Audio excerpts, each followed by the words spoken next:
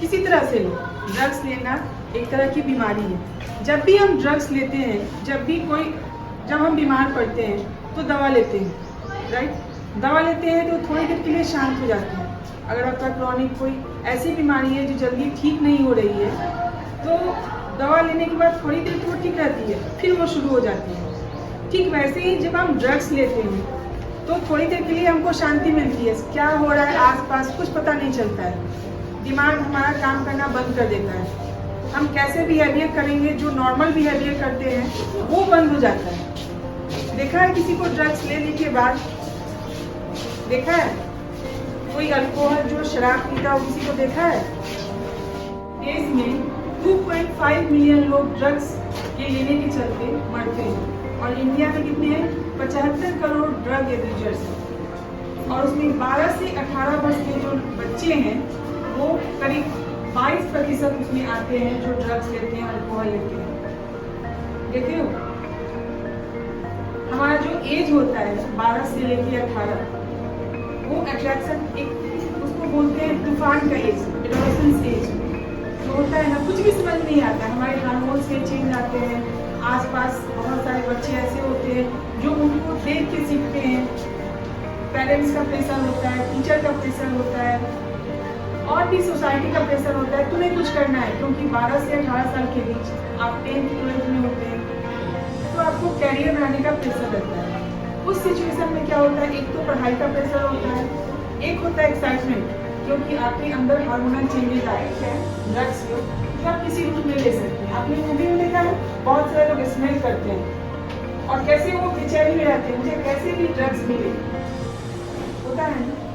तो 12 से 18 साल का जो एज होता है उसी दौरान हम किसी भी गलत रास्ते पे पड़ते हैं, क्योंकि बहुत सारे ऐसे सिचुएशन आते हैं जो आप हैंडल नहीं कर पाते हैं और उस दौरान आप गलत रास्ते पे चले जाते हैं, चाहे वो पढ़ाई को लेकर हो, नौकरी को लेकर हो, पेरेंट्स को लेकर हो, मतलब कोई भी ब्रेकअप हो। ये एज होता है कि लड़का लड़की का भी अट्रैक्शन होता है, क्योंकि हार्मोन हमारे अंदर चेंजेस होते हैं। तो उस सिचुएशन में हम गलत रास्ते पे जाते हैं, कहीं जाते हैं तो किसी चीज को देखते हैं कि जब मैम आ गई क्लास में तो हम क्या देखते हैं, अच्छा मैम क्या पढ़ाएंगे, नई मैम आई है तो क्या सोचते हैं कि मैम कैसी होंगी, एक परसेप्शन बना लेते हैं। मतलब देख के सोचा कि मैम गुस्से वाली होंगी, अच्छी होंगी, अच्छे से पढ़ाएंगी, कुछ तो सोचते हैं। ठीक वैसे ही जब हम किसी चीज को देखते हैं तो पहले मतलब परसेप्शन करते हैं, फिर सोचते हैं, फिर बिहेवियर करते हैं, राइट। ठीक वैसे ही जब हम ड्रग्स लेते हैं तो क्या करते हैं, दिमाग काम करना बंद कर दिया, सोचना बंद कर दिया, और जब सोचेंगे नहीं तो हम बिहेवियर कैसे करेंगे, सही है गलत है, हमको नौकरी पे जाना है, पढ़ाई करनी है, कुछ नहीं कर पाएंगे बिहेवियर।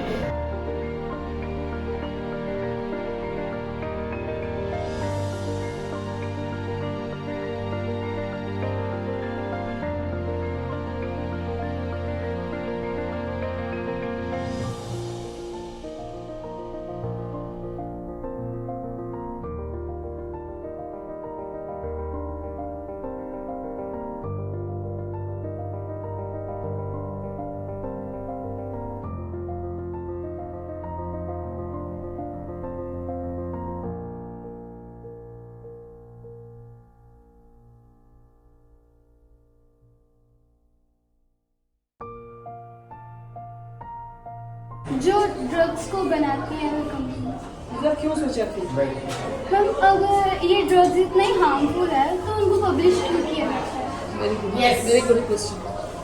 इनको बैन करना चाहिए। अगर ये इतना हार्मफुल है, इनके ऊपर कुछ पाबंदियाँ लगाने से तो सब कुछ नहीं हो सकता। अगर हम इनको पूरी तरह से बंद कर दें इनकी कंपनीज को, तो अगर हमारे लिए ये अवेलेबल ही नहीं होंगी तो कोई लेगा ही नहीं। Very good. आपके फैमिली वाले ऐसे हैं जो ड्रग्स लेते हैं तो आप टीचर के थ्रू सर से एनजीओ में जाके बात कर सकते हैं, और ऐसा नहीं है कि आपकी बातें ओपन होंगी, नहीं, काउंसलिंग में आपकी बातें, या मेडिकल में भी अगर आप किसी के पास इलाज करवाने जाते हैं तो किसी को बताया नहीं जाता है कि सामने वाले को ये प्रॉब्लम है। वो बातें आपकी गुप्त रहेंगी, मतलब किसी को बताई नहीं जाएंगी और इलाज किया जाएगा, चाहे आपकी फैमिली में कोई भी हो। इसलिए डरने की जरूरत नहीं है कि हाँ मेरी बातें खुल जाएंगी, मेरे मम्मी पापा ड्रग्स लेते हैं या मेरा भाई लेता है, तो ऐसे डरने की जरूरत नहीं है। आप टीचर के थ्रू किसी भी NGO से सर से कांटेक्ट कर सकते हैं, उसमें काउंसलिंग के थ्रू आप उसका इलाज किया जा सकता है। लेकिन आप चाहेंगे कि एक दिन में जाएं और मिलकर ड्रग्स का जो भी है उससे हम छुटकारा पा लें, नहीं, उसके लिए लंबा प्रोसेस चलता है। जैसे मैंने बताया ना, जैसे होम्योपैथी में जाइए, एलोपैथी में जाइए, आयुर्वेदा में जाइए, तो लंबा प्रोसेस चलता है। वैसे ही ड्रग्स को छुड़ाने के लिए एक लंबा प्रोसेस चलेगा और उसमें फैमिली का सपोर्ट बहुत जरूरी होता है, चाहे फ्रेंड्स का सपोर्ट हो, लेकिन उसके लिए आपको आगे आना होगा। Okay, thank you.